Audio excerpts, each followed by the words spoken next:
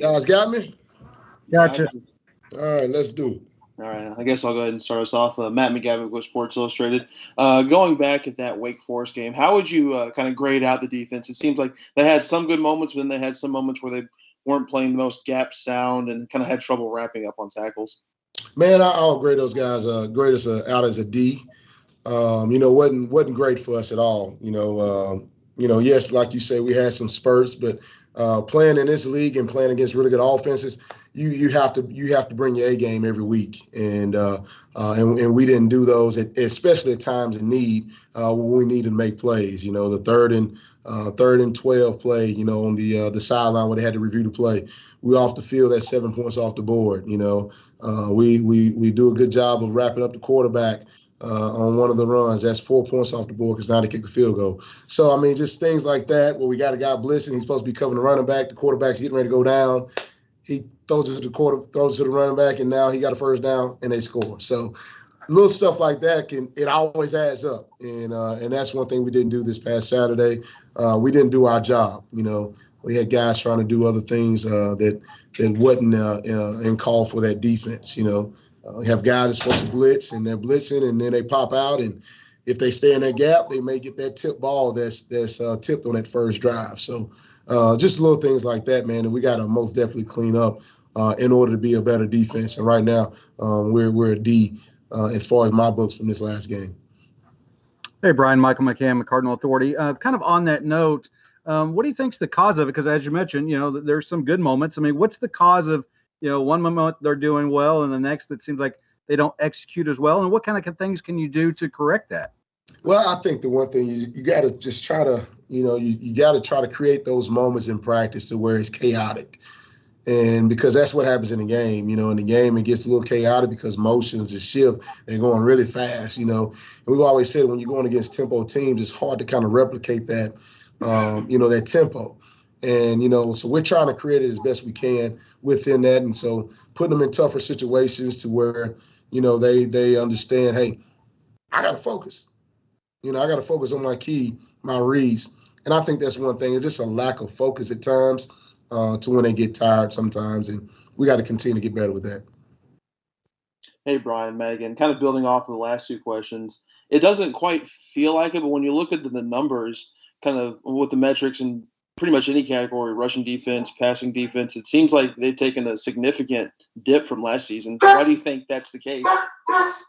I think because we're not making as many plays as we did last year. When you're not getting off the field on third down, now you're adding extra plays, and now you're adding extra yards.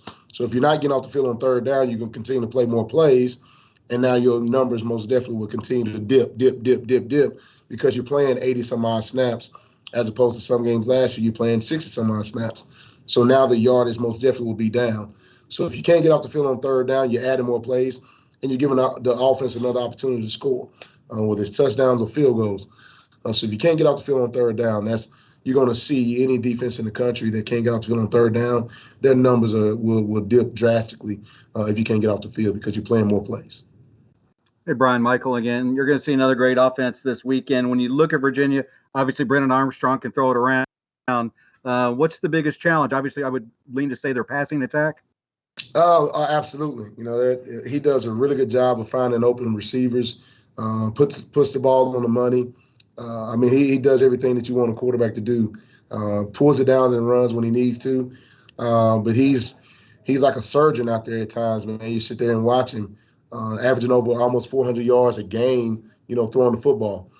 So they're dynamic in throwing the football, have really good receivers, really big tight ends that they use, that they do a great job as, but also just mixing in the run whenever they need to.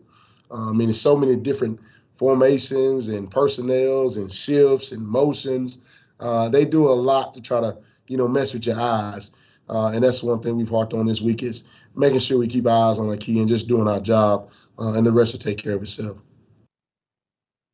Hey, Brian, Matt again. Sad kind of addressed this earlier in the week with Gelati. How's he looking so far? Is he making any sort of progress? Do you think he might be able to play this weekend? Well, he's just day-to-day by now, and so hopefully by the time we get to game time, we'll see where we are with Ashton.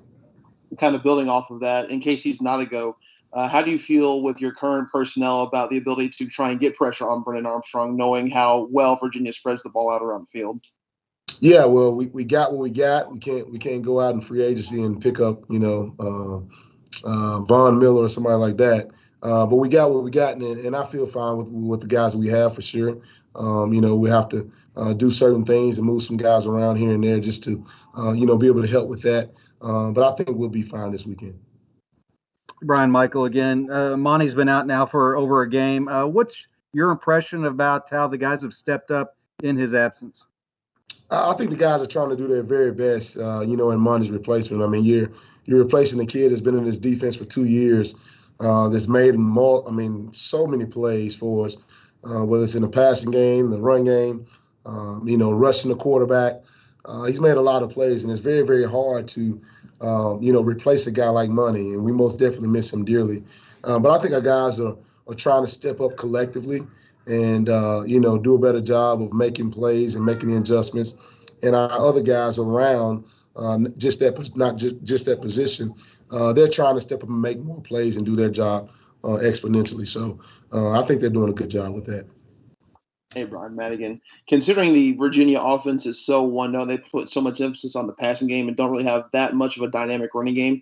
Do you think, in a sense, that could create a slight advantage for you guys, knowing more often than not what Virginia is going to kind of throw out there on offense?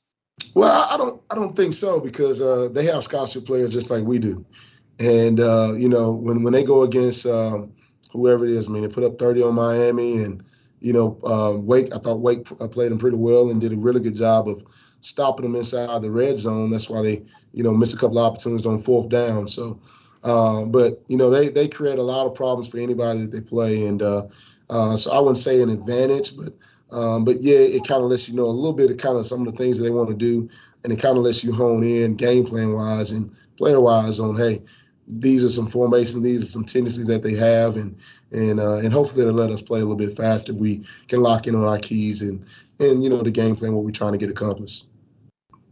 All right. I appreciate you guys, man. Have a good one. Thanks, Coach.